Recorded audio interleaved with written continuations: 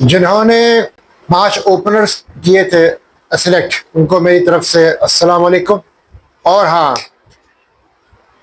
जिन्होंने ये फैसला किया था कि हम सिर्फ 3 रेगुलर बॉलर्स के साथ जाएंगे, उनको भी मेरी तरफ से अस्सलाम वालेकुम व रहमतुल्लाह।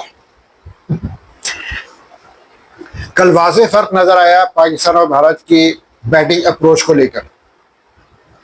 Abhishek Sharma was the difference in between the two sides।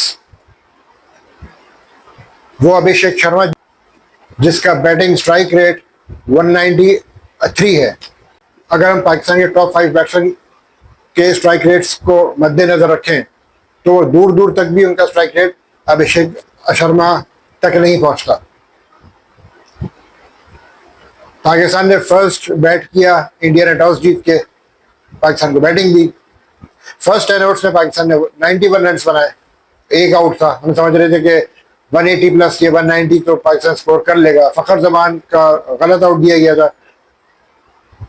बहरहाल जिस तरह से फखर जमान ने स्टार्ट किया था, अगर वो ना आउट दिया जाता तो मैं समझता हूँ कि पाकिस्तान 190 का स्कोर कर लेता।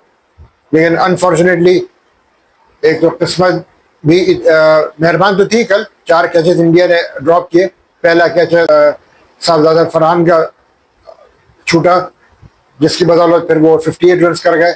अगर वो कैच पकड़ लिया जाता तो पता नहीं, मेरे ख्याल के इतने रन बनते। एनीवेज, क्रिकेट है, इसमें कैच भी छूटते हैं और सब कुछ होता है। कंट्रोवर्शियल डिस्मिसेस भी होते हैं। पाकिस्तान ने वही हुआ कि मिडिल ओवर्स में बहुत ही ख़राब बैटिंग की। इन बिटवीन 10 to 15 ओवर्स सिर्फ 28 रन बने। और अगर हम देखें कि 10 से लेकर 16.3 ओवर तक 38 रन बने और एक बाउंड्री नहीं लगी। अब प्लेइंग 11 जो भी हमने खिलाई, किसको ड्रॉप किया, किसको ड्रॉप नहीं करना चाहिए था, वही अलहदा बहस है। लेकिन जो प्लेइंग 11 सेलेक्ट होती है, ऑब्वियसली सोच समझ के की जाती होगी सिलेक्ट।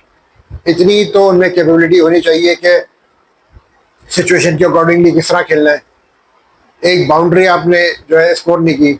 साइम अयूब, हुसैन तलत बहुत ही गलत टाइम पर आउट हुए जब उनको आउट नहीं होना चाहिए था।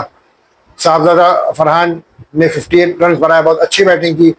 लेकिन बाद में वो बिल्कुल ऐसा लग रहा था कि उनसे बॉल मिडिल ही हो रहा है। शिवम दुबे जैसे बॉलर को, जो कि कहीं से मुझे बॉलर नहीं लगता, उसको 2 विकेटें आप दे बैठे, जिसमें बुमराह को मार पड़ी।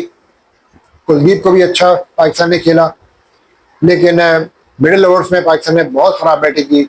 साइम अयूब का मुझे कुछ समझ में नहीं आया कि कैच छूटने के बाद भी सिर्फ 21 रन बनाकर वो आउट हो गए। हुसैन तलत 8 रन बनाकर आउट हुए। बहुत पुअर बैटिंग। बैटिंग ऑर्डर में जो शफलिंग की बहुत ज़्यादा ख़राब थी। मोहम्मद हारिस को आप भेजते ऊपर मोहम्मद नवाज के, और मोहम्मद नवाज चूँकि इतना तेज नहीं खेलता है, वो बैटिंग कर लेता है लेकिन इतना फास्ट नहीं खेलता है। वो T20 वाला स्टाइल नहीं है उसका। लेकिन हमने मोहम्मद हारिस को नहीं भेजा, मोहम्मद नवाज को भेजा। तो जो बॉलें जो हमने काफ़ी वेस्ट की मिडिल ओवर्स में, वो हमें ले डूबी। 172 काफ़ी नहीं थे, 190 प्लस होना चाहिए था। लेकिन 190 प्लस अगर पाकिस्तान कर भी लेता तो इंडिया की बैटिंग इस तरह की है कि वो चेस कर ली थी। क्योंकि जिस तरह से फिर इंडिया ने टारगेट चेस करना स्टार्ट किया, 100 रन भारत ने 8.4 ओवर्स में ही बना लिए थे। अभिषेक शर्मा ने 39 बॉल्स पे 74 रन बनाए। अगर आपको मैं उनका इन सब का स्ट्राइक रेट अगर मैं बताऊं, ओपनर्स का अगर मैं स्ट्राइक रेट कंपेयर करूं वर्सेस इंडियन ओपनर्स, साहबजादा फरहान ने जो 58 रन बनाए 128.88 के स्ट्राइक रेट से बैटिंग की। फखर जमान जल्दी आउट हो गए, 166 के स्ट्राइक रेट से की बैटिंग। फखर बहरहाल वो कंट्रोवर्शियल आउट हुआ। साइम अयूब 123 के स्ट्राइक रेट से 21 रन बनाए। हुसैन तलत ने 90 के स्ट्राइक रेट से 10 रन बनाए। मोहम्मद नवाज 110 के स्ट्राइक रेट से 21 रन बनाए। सलमान अली आगा 130.76 के स्ट्राइक रेट से उन्होंने 17 रन बनाए, नॉट आउट रहे। फ़हीम अशरफ ने आखिर में 8 गेंदों पर 20 रन बना लिए, एक कैच भी उनका हुआ था ड्रॉप। चले 250 के स्ट्राइक रेट से की बैटिंग, जिसकी वजह से 172 तक स्कोर हो भी गया, वरना तो मुझे लग रहा था कि 170 भी हो पाएगा। कंपेयर कर लें आप इंडियन बैट्समैनों के स्ट्राइक रेट से, उनके ओपनर्स ने ही सारा काम कर दिया था। अभिषेक शर्मा और शुभमन गिल की ओपनिंग पार्टनरशिप ने ही सारा काम उतार दिया था। अभिषेक शर्मा ने 189.74 के स्ट्राइक रेट से बैटिंग की, 74 रन बनाए 39 बॉल्स पे। शुभमन गिल ने 28 गेंदों पर 47 रन बनाए 167.65 के स्ट्राइक रेट से। यानी सूर्य कुमार यादव आधे आउट हो गए। तिलक वर्मा 157.89 के स्ट्राइक रेट से बैटिंग करते हैं, 19 बॉलों में 30 रन बनाए। संजू सैमसन चले 76.47 की रन स्ट्राइक रेट से बैटिंग की। बारह उस वक्त तो सिंगल डबल का गेम रह गया था। स्ट्राइक रेट अगर आप इन दोनों टीमों के बैट्समैनों का कंपेयर करें तो वाज़ेह फर्क है।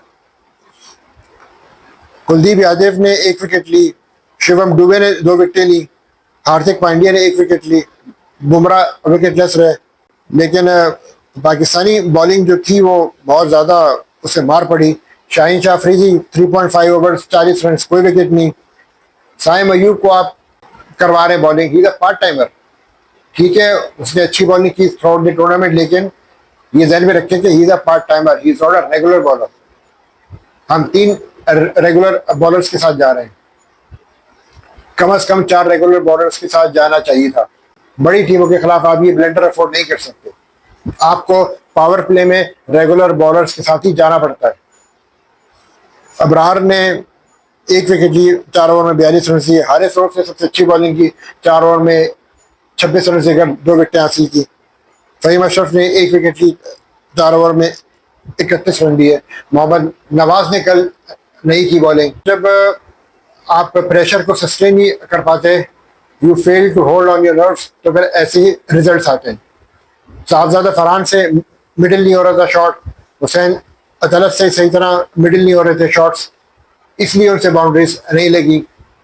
अब साहबजादा फरहान जिस तरह से आउट हुए, बैट और पैड के दरमियान वाजे गैप था। एक तो पता नहीं ये अवे फ्रॉम द बॉडी क्यों इतना खेलते हैं, हमेशा विद द बॉडी स्ट्रोक्स खेले जाते हैं। अभिषेक शर्मा की भी पाकिस्तान ने 2 कैचेस ड्रॉप किए। पहला जो कैच मोहम्मद नवाज से ड्रॉप किया था वो काफ़ी मुश्किल चांस था, लेकिन दूसरा कैच गालिबन साहबजादा फरहान ने अबरार की गेंद पर बाउंड्री लाइन पे ड्रॉप किया था। अगर वो भी कैच ले लिया जाता तो सूरत हाल शायद मुख्तलिफ हो सकती थी। लेकिन ओवरऑल पाकिस्तान ने बॉलिंग बहुत ख़राब की। शाहीन शाह अफरीदी ने तो बहुत ही घटिया तरीन बॉलिंग की। इंडिया वॉज अनस्टॉपेबल, आराम से हंसते खेलते उन्होंने 172 का टारगेट चेस कर लिया। और पाकिस्तान को वही बात मैंने कहा था कि सरवाइव करना मुश्किल होगा सुपर 4 में अगर इंडिया से अगर हार जाता है।